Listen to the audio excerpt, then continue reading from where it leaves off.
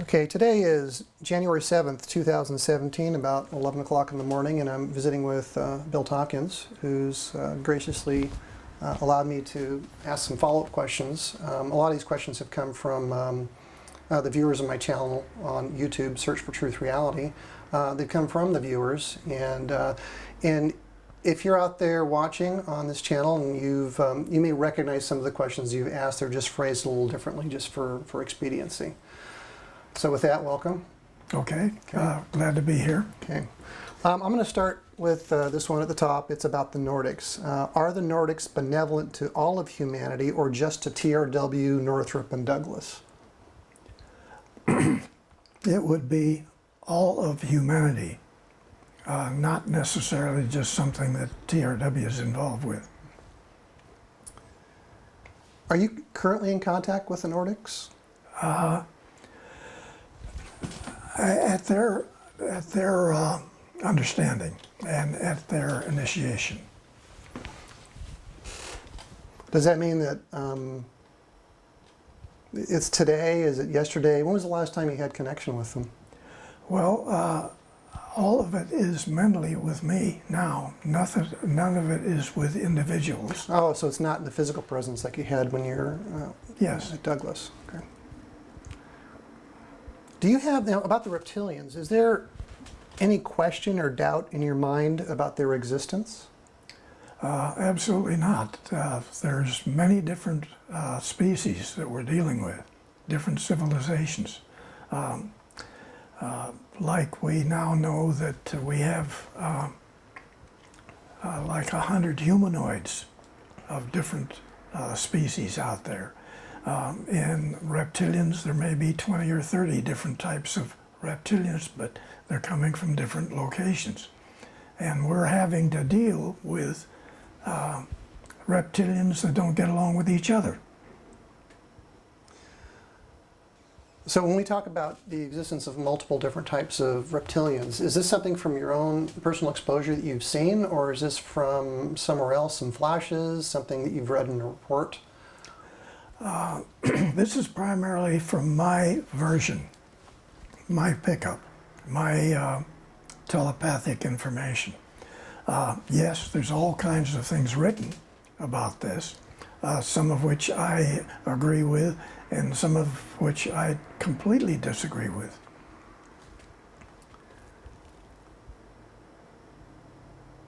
Are the reptilians suppressing humanity? Yes. How do you yourself personally know that the suppression is happening? Okay, you're asking a difficult question, but we have to go back to TRW and we have to realize the level of major laboratories and sub-labs who have been working on this for since the middle 60s. So this is not something that just started. It's been going on a long time. And there's a great deal of information which has been put together by laboratory directors at TRW. In some cases, 2 or even 3 laboratories were given the assignment. Independently, they worked on this. This went on for years, and even now, where Grumman, Northrop Grumman, has bought TRW, this is continuing as we're talking. The research has continued today? Yes. You've mentioned TRW in the labs and the sub-labs have been working on this since the 60s. What have been their inputs? Are you privy to what they had access to be able to come to these conclusions about the suppression by the reptilians? I would have to say that most of this is research which is done by the TRW laboratories. So they have a specific mission that they're assigned. They take every method and every tool that they can come up with to research this. And remember, when you address TRW, you're addressing essentially the first think tank on your planet. So their methods, their approaches are not necessarily what the public understands or is even have access to. Is there anything that you can tell us from your experience at TRW that might shed a light on that and help us to understand a bit more about how all that works? I can discuss some of it, other areas that I can't. But to try to answer your question,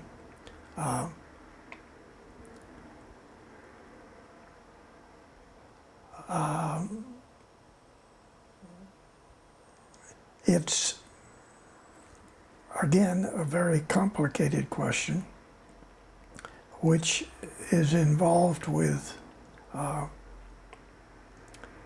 great deal of programs that NAV Space is working on, which is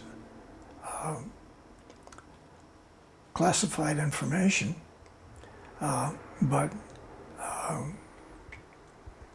when we address this, we're having to address what can be disclosed and what can't be. Mm-hmm. And your question, I have a problem with, in that I'm involved in this. Okay. Very well. All right, so I'm going to go ahead and move on then. Are you privy to any of the mechanisms of the suppression that's being executed by the reptilians?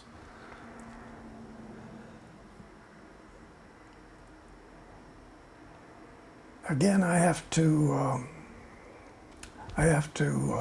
not get into that. Okay. Bill, what can you tell us about life extension? Okay, it's again a complicated question, but what I can say is that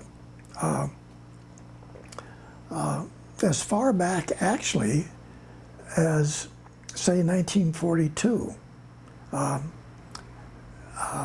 working with Admiral Ricobata on the program, which is using the Navy operatives to get information back from Germany about the extraterrestrials, reptilians specifically, who made agreements with the SS to support Germany with actually production programs of numerous different type of reptilian space vehicles, from spacecraft carriers to destroyers to cruisers to transports. Okay, so along with that was the program of extending the life of the German SS people on a part of a specific program. And this then relates to what you can pick up on the computer if you ask the question, what's the lifespan of humans, or what's the lifespan of reptilians? It's right on the computer.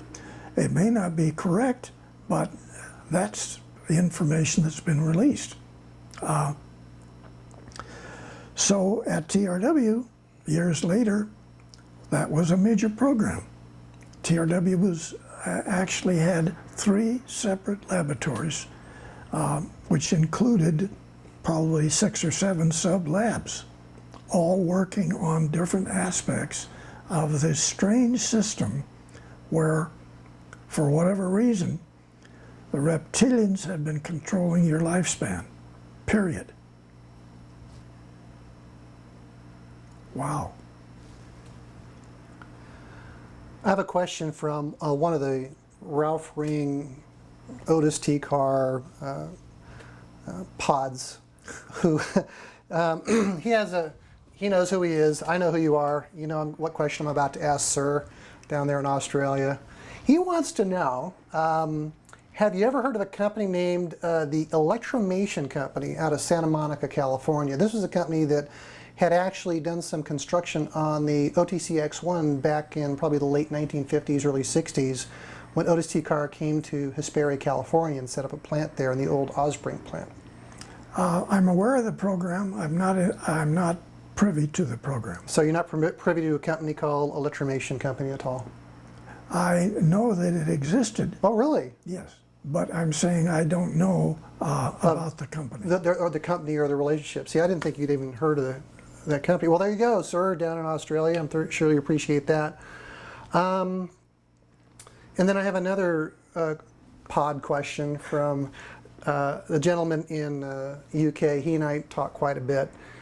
His question is a little bit more involved, so bear with me here while I read it. So in the 1950s, in the era of these think tanks, you have on that one hand, you've got these think tanks like Douglas, the Vault. Yeah. And then moving on to the 60s, you've got TRW and all their labs and sublabs. On the other hand, we have a guy named Otis T. Carr who had completed his encoded poem called Dimensions of Mysteries by 1952. And this is all Rosicrucian speak in this thing. And the lore is that he had encoded all the secrets of how to build an operable craft into these poems in Rosicrucian language. And by that time, he'd already made a test, which was the teleportation of his craft, a 40-foot in diameter flying saucer that Carr referred to as a circular foil craft. He's dubbed it the OTC-X1, which happened to be inspired by Tesla. It was mentally controlled, and it powered itself through the ether. And it could have been superior to anything publicly created by any aircraft company at the time. And we have a photograph of Oberth, Herman Oberth, holding really a design of this craft in a book. And basically it's utilizing gentle forces released by the power of the atom in a very gentle way. So all this stuff about natural law. So now that's the setup to the question. His question is, what do you make of all that stuff? And how do these two coexist in this country, where you can have this private entity out here doing all this advanced technology, and then these think tanks doing their work as well in secret? Okay, I think I can answer that one. You're not going to want to hear this. First of all, the Air Force worked with several aerospace. They were just aircraft companies at the time. They were not aerospace companies, and built 4 or 5 different UFOs, circular craft. And they had big publicity with this, and they were, some of it was done in Canada, but some of it was done here in the States. And this was to show that it was the Air Force UFOs that everybody was seeing, so they weren't UFOs. That was a big program. Separate from that, individuals were given telepathically information, like Maria in Germany, to design and build different types of vehicles and set up information to continually support their programs to build these vehicles. And with her, it ended up actually in my book, which was the 1,442 people in her organization that were working on 7 or 8 different types of space vehicles with the intent to build a very large space transport and move large numbers of people, her friends, her family, off of the planet to go live on another star's planet, which didn't have the problems that Earth has. So that was just one area. But different people were given information, sometimes how to build these vehicles, and this was happening independent of the aircraft companies. And for whatever reason, different individuals were taken off, and somewhat like the people in Australia you're referring to design and build these. Come up with approaches, come up with the propulsion, come up with a communication system, and do this. Some of them were not successful, a few of them were successful. But that's been going on since the late 40s. So a lot of these private companies or these individuals, like today we have the guys in Australia, UK, other guys in their backyard in Louisiana, who are doing their own research, R&D, and they're doing it on a shoestring. I mean, they're just whatever funds they can cobble together, and you compare that. I don't know how Maria Orsich was faring financially in her efforts, or whether she even had succeeded in completing her mass transport. But you compare that with companies like TRW, who are mostly highly funded. It seems like quite a huge difference. That you look at one existing with a lot of money and then those who don't. Yeah. Do you think that Maria Orsich was successful in constructing her craft and getting off the She planet? was definitely successful, and her first small UFOs, which actually, with paperclip, got into Area 51. So both of them were there. Both of the two first that she built, or they built. Were brought to Area 51, is that what you're saying? Yeah, they were brought over with paperclip at the end of the war, and they were tested and supported at the Navy facility out on the desert, and then they ended up in Area 51. And to my knowledge, I guess they're still there. Do you want to talk about during the time you were working with the Admiral at North Island, and any connection that the operatives had there with Maria?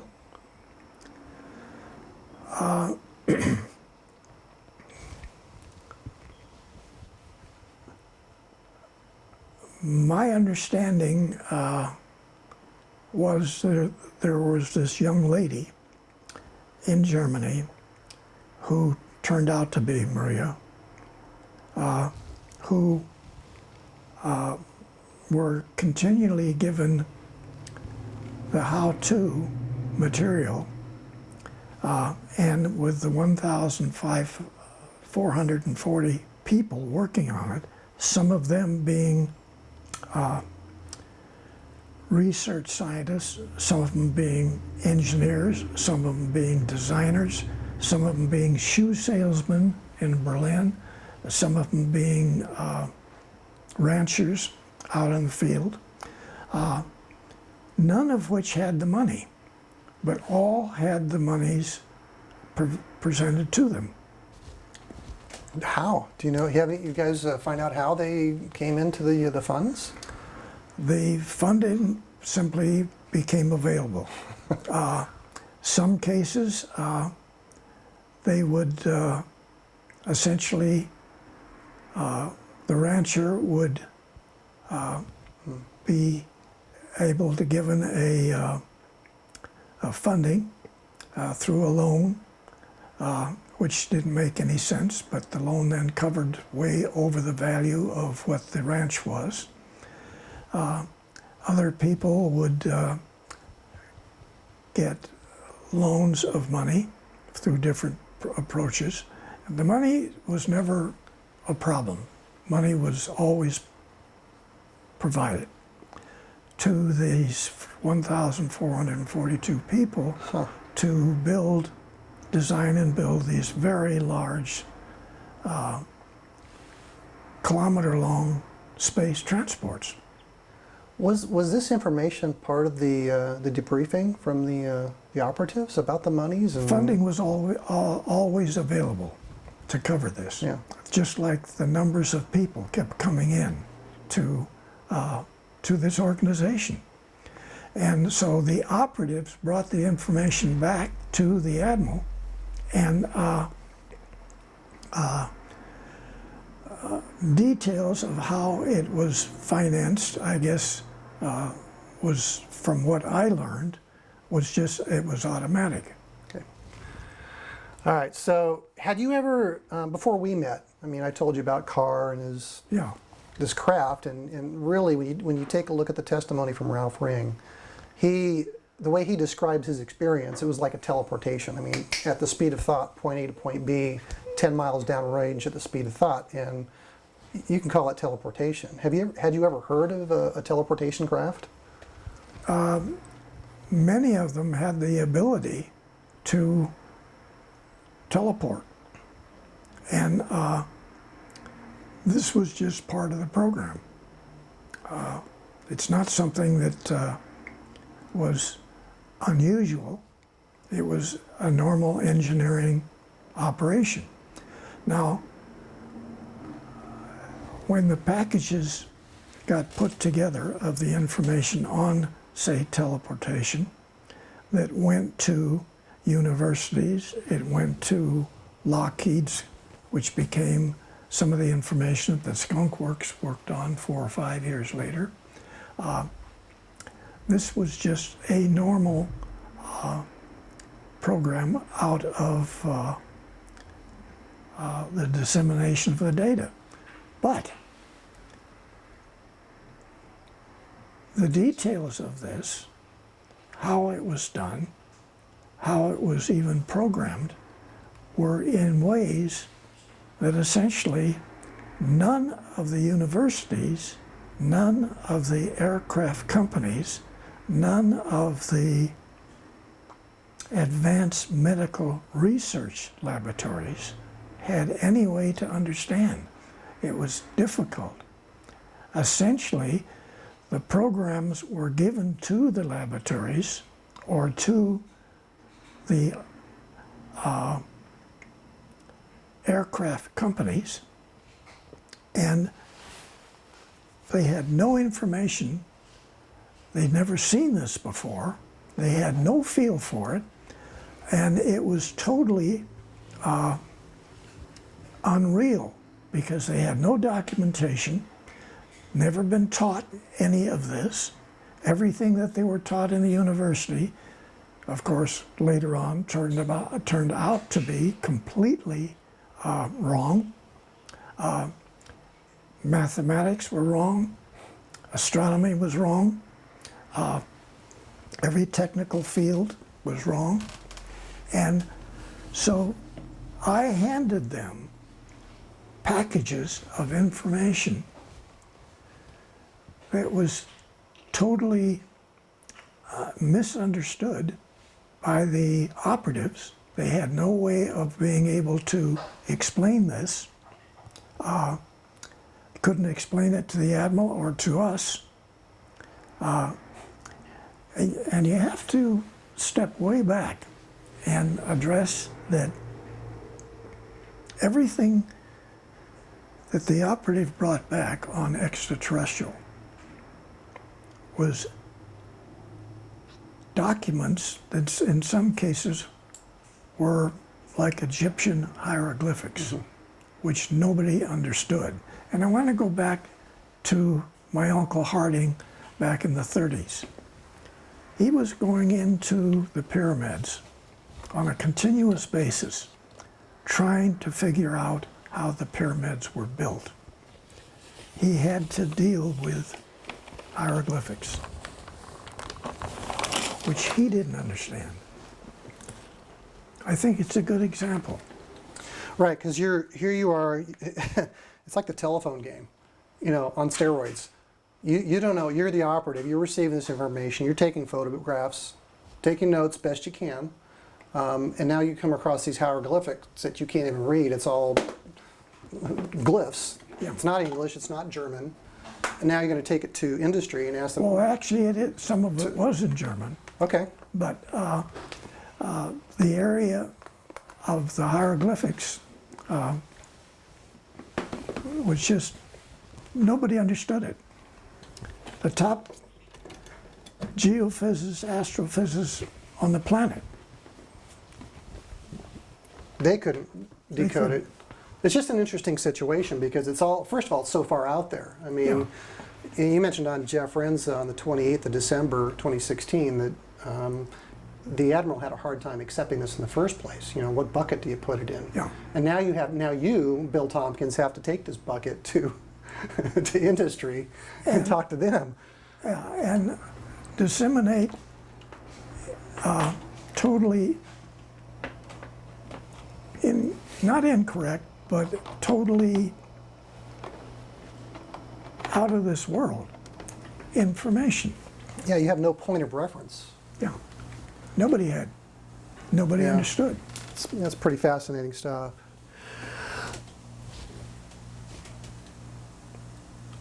I have another question from a person who lives in Utah. Okay. Okay, and she wants to know where in Utah is the underground Air Force facility located? Northwestern, southeastern? She thinks that she lives on top of it, or at least is very close. Yeah, so where in Utah? Can you tell us? Essentially, it is east of the Wasatch Mountain Range.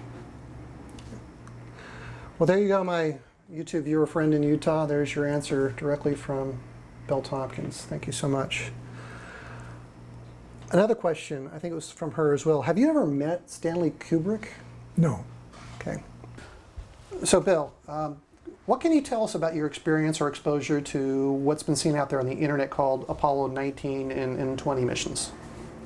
Okay, I've heard this situation where there's, I guess, a crash vehicle or something, but I don't have any knowledge on that. Okay, great.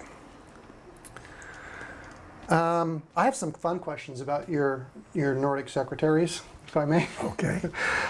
In our last interview with Bob, you talked about how you first discovered that your secretaries were Nordic extraterrestrials, and you mentioned that you had to engage your attorney to go investigate why your secretaries weren't reporting to El Segunda and why they weren't living in their apartment. You said that you also said that you had to have an attorney to keep you out of trouble because you were in trouble a lot. Now I know you were kind of joking. Regarding the trouble, would you care to expand on that? Okay. Nobody else in engineering on the Apollo program had an attorney.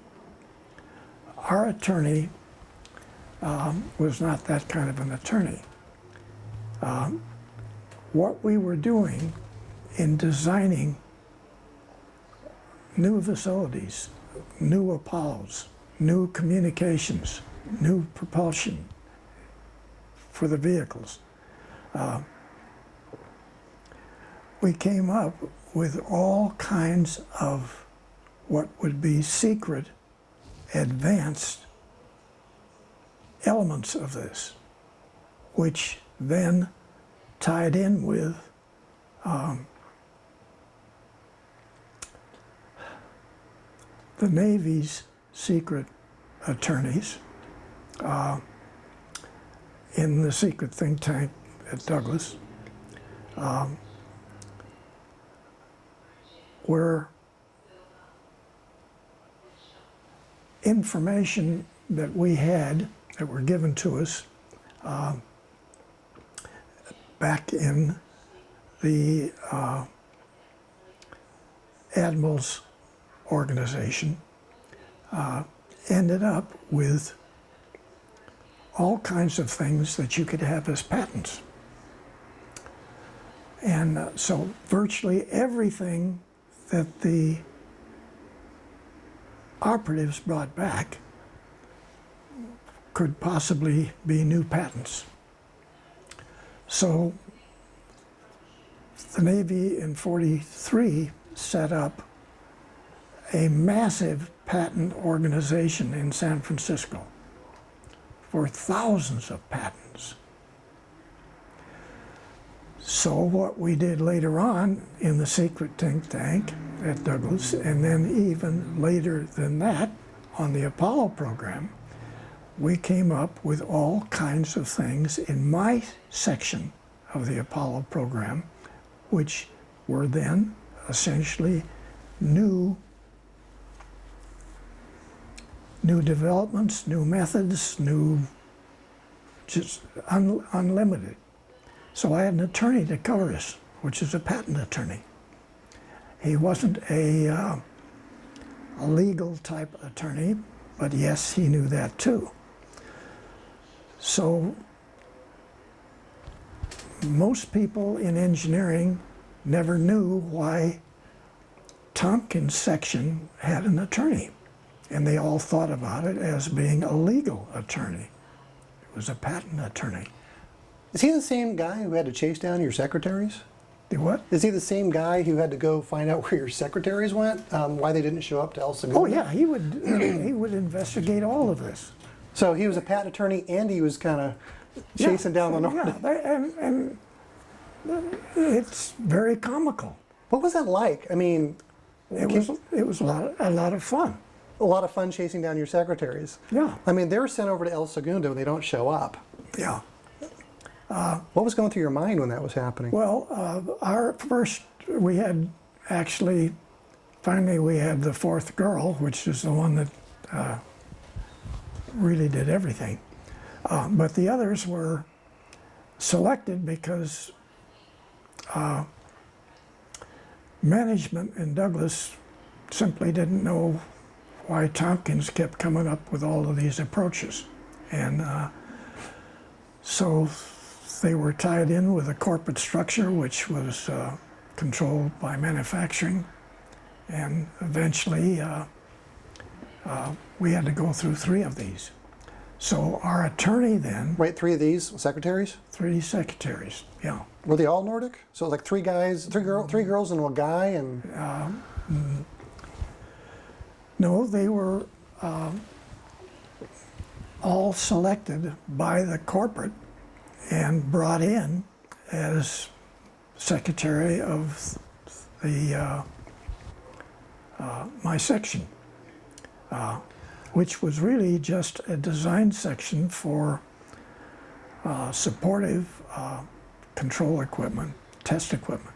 so you really didn't have a choice then. You didn't get to choose who would be No. the secretaries. This came in from management level. Yeah, They were selected and brought in. yeah.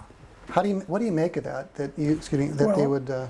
Essentially, the last one that came in, and there's sort of a joke in the book there, she stopped off at Vegas when she came from out in the galaxy.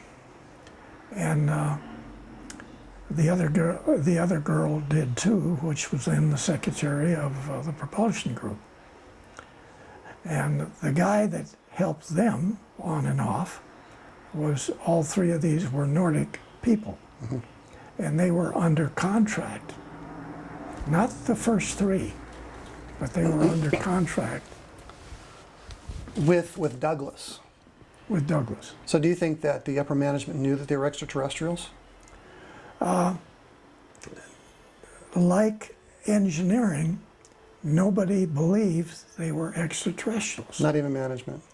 And nobody believed that in engineering. Everybody laughed about them being extraterrestrial, and they denied being extraterrestrial.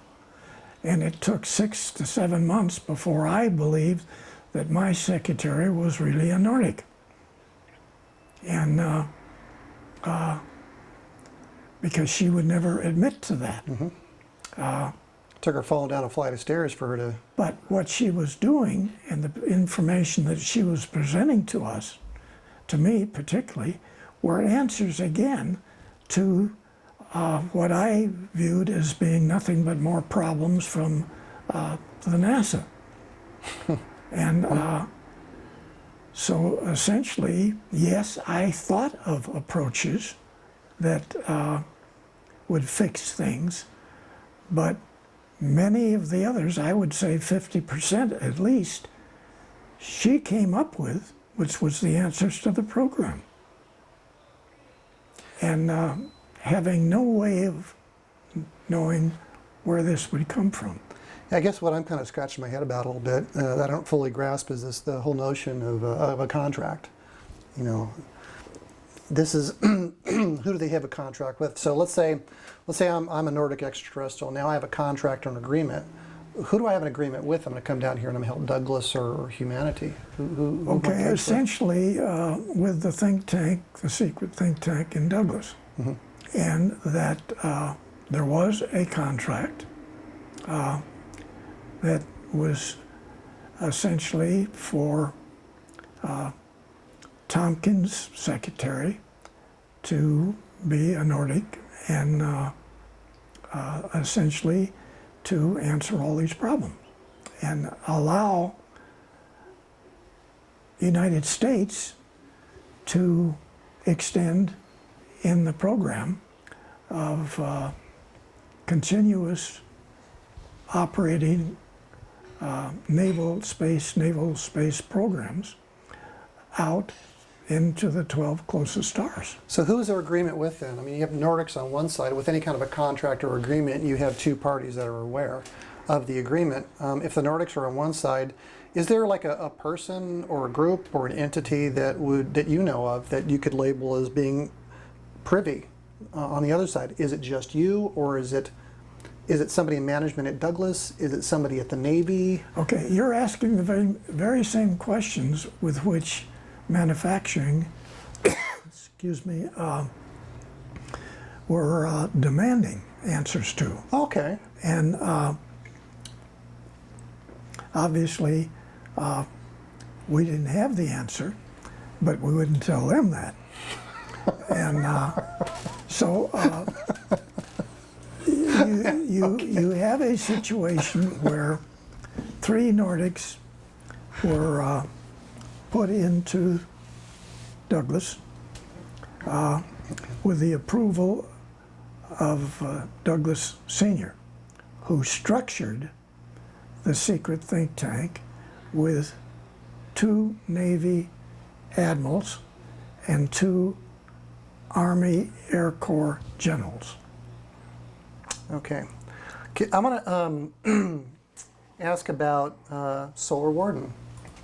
Okay. How did it's a two-part question. How do you know about Solar Warden, and how and when was the first time you learned about it? Okay, Solar Warden was the program inside the secret think tank at Douglas. That's where all of it came from. Okay? Yes, it was supported by the Nordics. The words Solar Warden were never used. I never heard this. The program was simply one of the numbers of programs that later on TRW accepted for all of the space research programs. Many of them had titles, but they all had numbers. And sometimes the title had absolutely nothing to do with what the number was. This was not sometime, but it was purposely set up to maintain a secret control over who is knowledgeable of what. Okay. And the entire TRW was set up that way.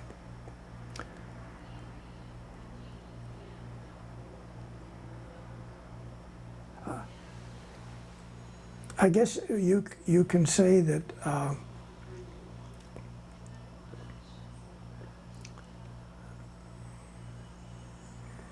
this was the norm. This was accepted as the norm.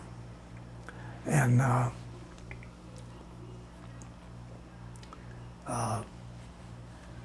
specifically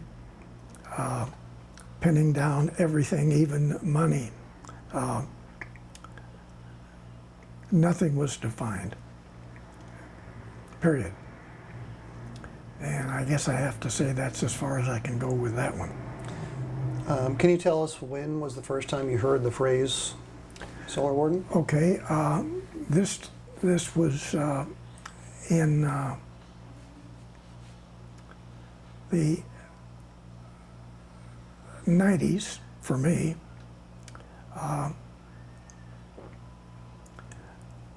We had been doing this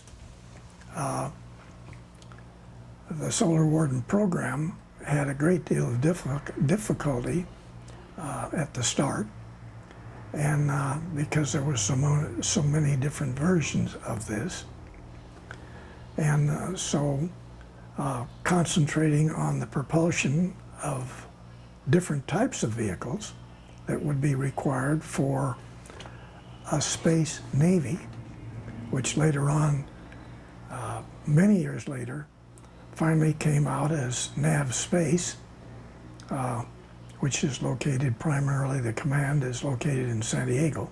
You're talking about Spyware? Yeah.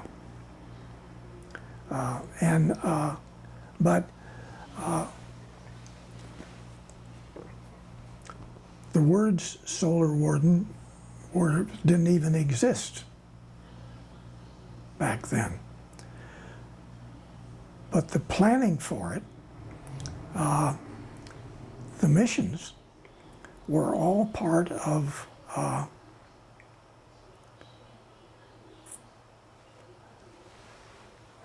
requirements in the secret think tank and requirements when we redefined the Apollo program. And then I presented this to Dr. von Braun and Dr. Debus in, I guess, what was an illegal mission, which I got fired for later on. But those 4 major changes to the program allowed us to get to the moon, but not implement all of the missions. Because when we got there, we were told to go ahead and finish our planned 3 or 4 missions, primarily to cover up the situation where we were told it's a no trespassing. Right. So for anybody who's listening to this for the first time and you don't have any background on this, I'll urge you to go check out Jeff Renz's website and listen to the interviews between Jeff and Bill. You can also watch my videos, which will kind of give you a little bit more supporting information on the Apollo missions, and pick up Bill's book, Selected by Extraterrestrials, to get defined details. Thank you. On the Solar Warden, do you have anything else you want to add about Solar Warden before we go to the next question?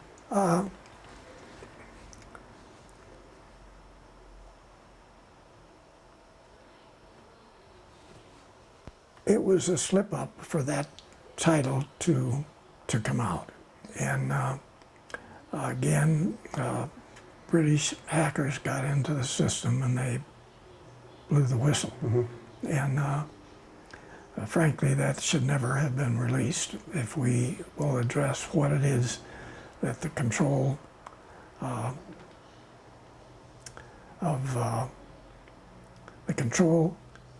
that the elite in management of our country and their control over the Navy. And this essentially, we can't blame every president that's been involved in this, President of the United States, or all of the committees, Congress, everybody else, because their minds have been controlled too. Not just the public's, but their minds are controlled. So they're not fully responsible for what they've been accused of. And this gets into a tremendously complex program of mind control at different levels, period. I have a question from a casting director out of Hollywood. His name is Craig Campobasso. He's the author of 3 books and also the producer of a film called Stranger at the Pentagon, which is an adaptation of the book written by of the same title by Dr. Frank Stranges. And Craig wants to know whether you've ever met Valiant Thor, who spent 3 years at the Pentagon as their guest. No.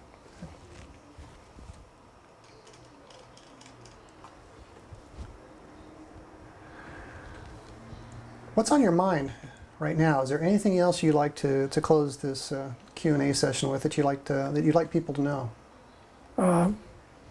I'd like to go back to how this got started as far as my being involvement.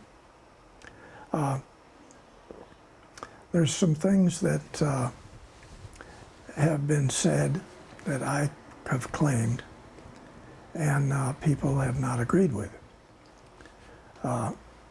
But I have to give Dr. Michael Salas credit for delving into what I presented in the first book here and getting substantiation that not only that I was involved in this program as staff to Admiral Riccobotta with a specific title of disseminator for advanced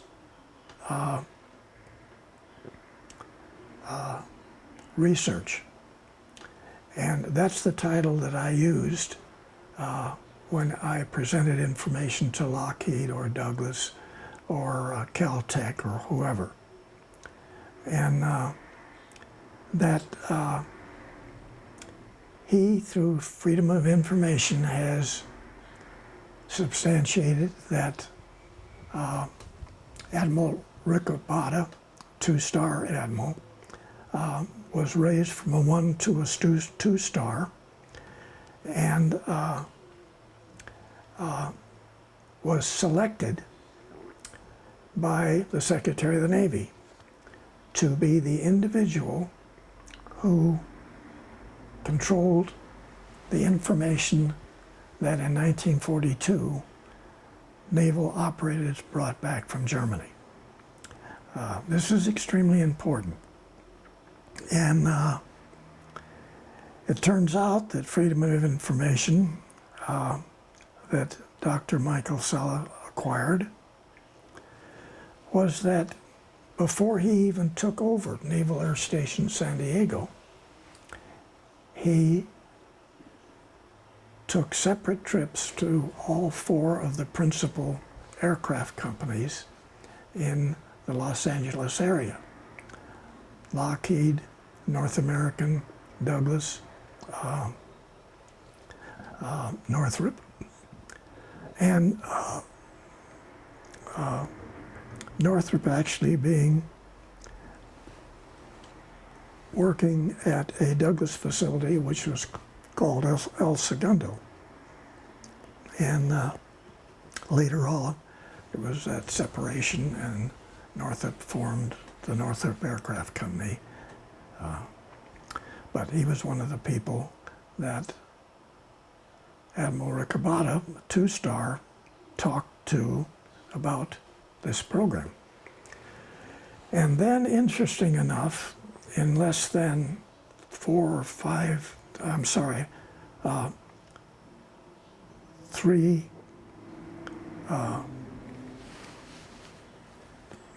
2 months, William Tompkins presented the first packages to these companies. And that what's most important here is that, and frankly, I would say this is definitely not common knowledge, but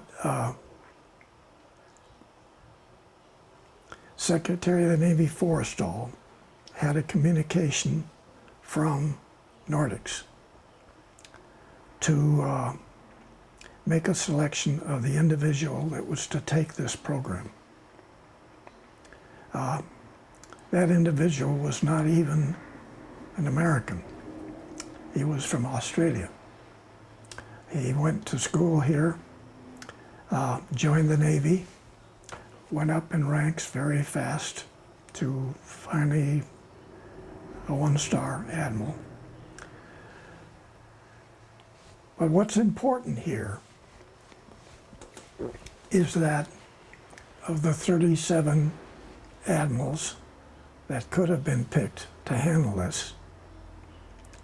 An individual who had not been influenced by having graduated from Annapolis or gotten all of the incorrect information about everything on this planet, which is misinformation that's been given to us by the reptilians for at least 5,000 years, controlling this planet.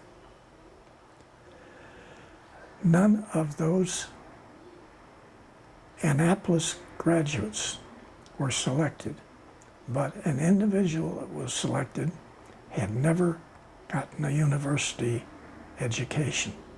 And I think this is extremely important because virtually every PhD on this planet has been given incorrect information. It's the major problem that we have in this subject as far as disclosure is concerned, because the PhDs have been lied to, all of them. And that, why was it Secretary of the Navy Forrestal selected an Australian man without an education to be the implementer of the most important information that's ever taken place on this planet? We got to ask questions, period. All right, everybody, I want to thank you for tuning into my channel, subscribing. If you like this, please share, and we'll see you all next time. Thank you very much.